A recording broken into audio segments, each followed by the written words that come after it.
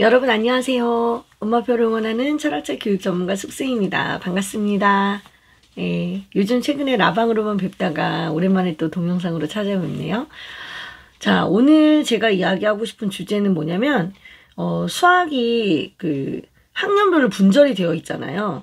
요것이 문제가 되는 것이 개념 자체가 연결이 안 된다는 게 이제 가장 큰 문제거든요. 그래서 학년으로 분절되어 있는 이런 수학 개념을 어떻게 하면 하나로 모을 것인가, 이거를 우리가 어떻게 도와줄 수 있을까. 사실 이걸 모아야 하는 작업을 하는 거는 애들이 해야 되는 건데, 애들이 할 수 있는데 부모가 도움을 줄 수 있는 부분이 있다는 거죠. 근데 어떤 부분에서 우리가 도움을 줄 수 있을까 이제 생각을 해봤어요. 생각을 해봤는데 만약에 여러분이 그 수학의 중요한 그 개념들을 알고 있다면 이건 훨씬 더 수월한 일이 되는 거고요. 뭐 교과서의 흐름 정도만 알고 계셔도 훨씬 더 도움이 되시겠죠. 이제 어쨌든 간에 안다고 칩시다. 안다고 쳤을 때 이제 초등학교 1, 2학년 우리가 초등학교 1, 2학년에서 또 되게 중요하게 생각해야 되는 부분이 이제 덧셈 뺄셈이지 않겠습니까? 그럼 덧셈 뺄셈 사이의 어떤 관계, 이런 것에 대한 연습을 꾸준히 하는 거죠. 그러니까 연산 문제집이나 이런 걸로 해결하려고 하지 마시고, 제가 볼 때는 일종의 이제 활동 같은 걸로 정리를 해두시는 게 좋지 않을까 싶어요. 뺄셈 관계가 있으면 뭐 2하고 3을 더했는데 5가 됐어. 그러면은 5에서 얼마를 뺐을 때 3이 됐을까? 이 어떤 수가 들어가는 관계 있잖아요. 이것도 다 덧셈 뺄셈 관계 안에 들어가는 거거든요. 네모에다가 3을 더해서 5가 됐어. 그럼 네모는 얼마지? 5에서 3을 빼야만이 네모가 되는 거야. 이런 관계들, 덧셈 뺄셈의 관계에 관한 것들은 꾸준히 연습을 하셔야 되고요. 수가 커지든 그것이 분수가 되던 그것이 뭐 소수가 되던 전혀 상관없이 그 관계는 변함이 없다는 거, 그런 걸 계속 인식을 하게 해줘야 되는 거니까, 그죠? 자, 중요한 건 여러분, 연산이라는 걸 그냥 계산이라고 생각하시면 여러분 되게 힘들어요. 왜냐하면 한도 끝도 없이 계속 연습을 해야 되는 거고, 아이들도 엄마도 다 불안하죠. 계속해서 새로운 수가 나올 거니까. 그때마다 연산 연습을 따로따로 해야 된다고 생각하기 때문에. 그런데 제가 말씀드린 대로 지금 덧셈이라던가 뺄셈의 어떤 관계에 좀 집중을 하시잖아요.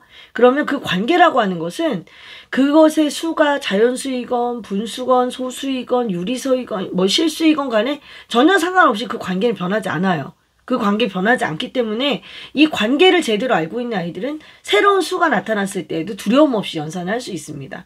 이런 부분들이 있고요.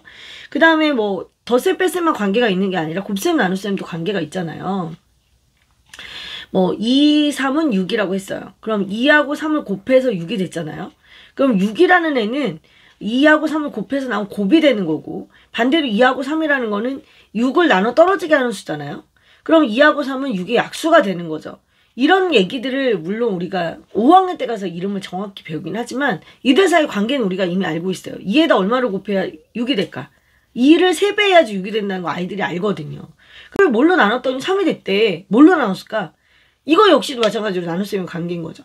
6 나누기 2를 해야 3이 되는 거니까 그 2를 찾아낼 수 있는 거. 이렇게 곱셈과 나눗셈의 관계라던가 어디에 어떤 수가 들어가느냐에 따라서 아이들이 잘 모르거든요. 이 관계를 할 때 또 사실 중요하게 생각해야 되는 부분이 바로 등호입니다. 등호의 성질, 등식의 성질이라고 우리가 이제 나중에 배우는 거. 등호를 맞춘다는 것의 의미가 무엇인지. 그래서 등호를 기준으로 왼쪽과 오른쪽이 같을 때, 그때 비로소 우리가 등식이 성립된다고 얘기를 하고, 이걸 맞추는 과정에서 우리가 그 덧셈과 뺄셈의 관계라든가 곱셈과 나눗셈의 관계라든가 이런 것들이 같이 이야기가 될 수가 있는 거죠, 여러분. 자, 그리고 또 어떤 것들을 또 우리가 아이들하고 해볼 수 있냐면, 곱셈이 가지고 있는 어떤 그 성질들, 그런 것들을 연습해 볼 수 있어요. 예를 들어서 이제 2씩 띄어센다, 3씩 띄어센다, 4씩 띄어센다. 이건 하나의 묶음이 동일한 경우잖아요. 같은 수가 계속 반복되는 거예요. 이런 걸 우리가 동수누가라고 얘기를 하고, 동수, 같은 수가 누가 계속 누적해서 더해진다, 이런 뜻이에요. 그래서 이제 이렇게 계속 더해지는 경우, 하나의 묶음 안에 들어가는 수가 동일할 때 2 이럴 때 2씩 띄어센다 라고 얘기합니다. 그럼 3식도 띄어셀 수 있고 4식도 띄어셀 수 있고 뭐 이런 것들만 곱셈이 아니고 한 묶음에 있는 애들이 계속 바뀌어. 2배라고 한번 해봅시다. 2배는 동일한 거야. 2배. 두 묶음인 건 똑같아. 근데 그 안에 들어가는 애들이 바뀌는 거죠. 2의 2배일 수도 있고 3의 2배일 수도 있고 4의 2배일 수도 있고 5의 2배일 수도 있고 6의 2배일 수도 있는 거예요. 한 묶음에 들어가는 수가 동일한 경우, 이 경우도 역시 뭐예요? 곱셈이죠. 이 경우도 역시 곱셈이죠. 그래서 이걸 가지고 곱셈을 여러 번 해보는 거죠. 구구단을 하기 전에 여러분 이런 걸 많이 해보셔야 돼요. 곱셈 구구를 우리가 2학년 2학기 배우고 나면 장장 6개월 넘게, 6개월 넘죠. 9, 10, 10, 11, 12, 1, 2, 3, 6개월 넘게 한 번도 곱셈에 대한 언급이 없어요. 언급이 없다가 3학년 1학기가 한 2달 지나서야 그때서 2자리 1자리 곱셈이 나온단 말이에요, 여러분. 왜 그럴까? 그 사이에 곱셈 구구를 연습하라는 거예요. 그런데 곱셈 구구를 계속해서 곱셈 구구만 연습을 하게 되면 안 되죠, 여러분. 구구단만 하면. 여러분 교과서를 자세히 보시면요. 구구단으로 곱셈 구구 하는 건 제일 뒤에 있어요. 곱셈 구구가 가지는 성질에 대한 것들이 훨씬 더 먼저 나옵니다. 이런 것들을 애들하고 연습을 많이 해보셔야 돼요. 하다 보면 사실 외워져, 거의 다 외워집니다.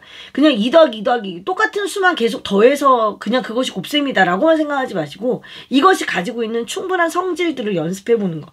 이거 되게 중요합니다. 이런 것들을 학교에서 할 수가 없어요. 이런 건 집에서 해야 됩니다. 연산 문제집으로 하는 거 아니에요. 실제로 물건을 갖다 놓고 2개씩 묶어보던가 아니면 3배, 4배 그 묶은 그릇을 똑같이 놓고 그릇에다가 물건을 계속 다른 걸 넣어보던가 이런 어떤 곱셈의 활동이라던가 이런 것도 꾸준히 해주셔야 되고 또 뭐 3학년 가면 할 게 없나요? 3학년에 나눗셈 배웠어요. 나눗셈이 2가지가 있잖아요. 하나는 뭐가 있죠?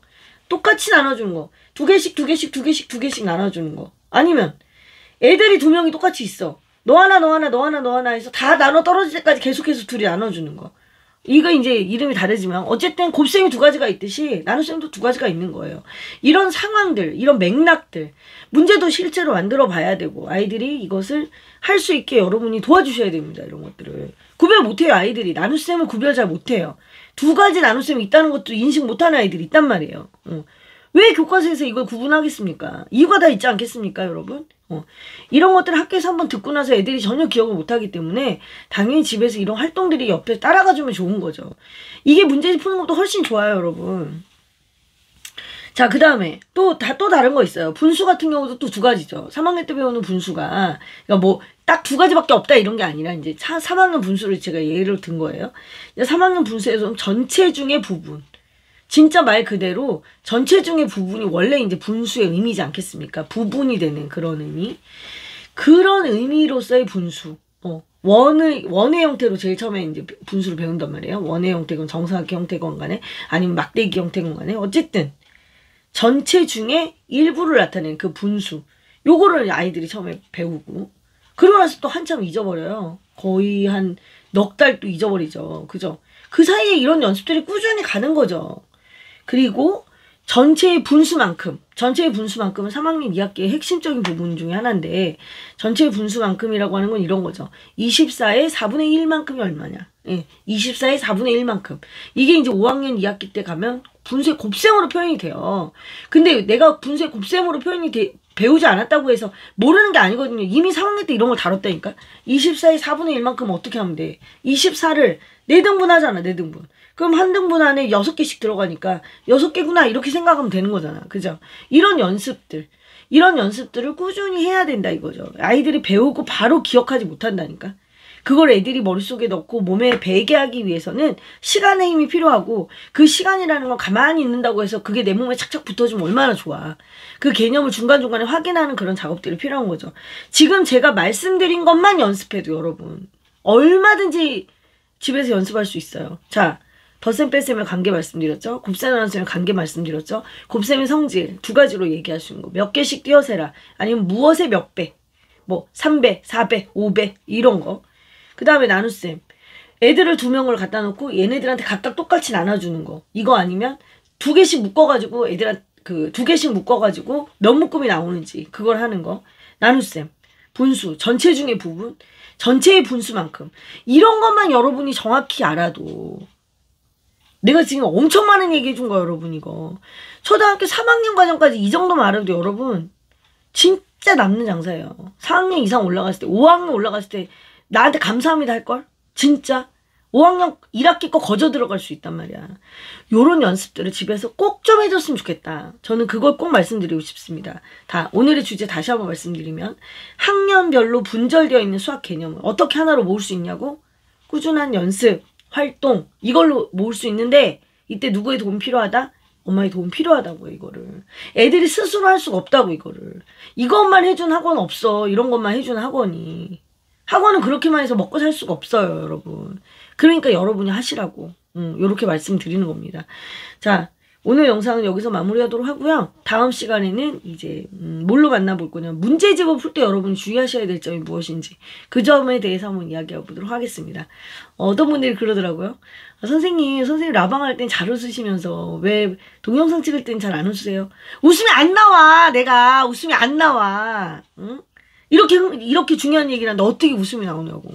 아시겠죠, 여러분? 네. 엄청 중요한 얘기 했어요, 오늘. 되게 심각하게 들어주시기 바랍니다. 감사합니다. 다음 시간에 또 찾아뵙도록 하겠습니다. 여러분, 안녕!